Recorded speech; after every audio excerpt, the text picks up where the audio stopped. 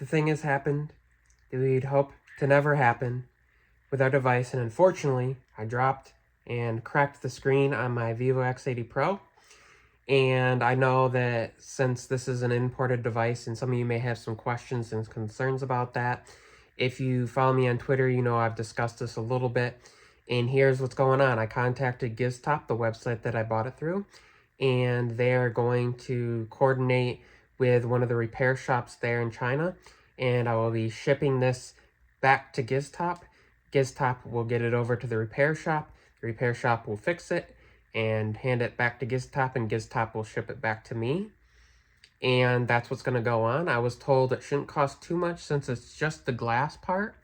And I will let you all know how much the cost is going to be in the end, how long the whole process between shipping it back to them, the repair, and getting it back to here is. Stay tuned, stay updated. Of course, subscribe if you want to continue to get information on this and continue to kind of see my experience with using a device imported in the repairs.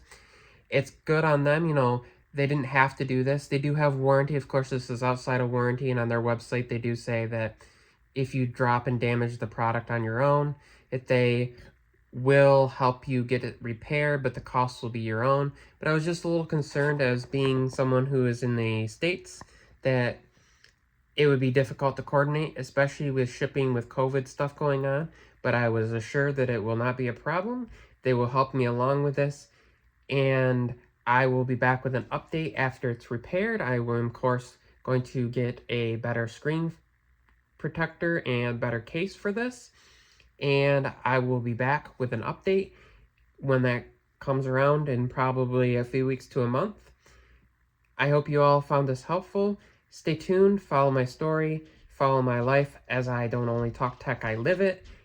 And I'll see you all in the next one.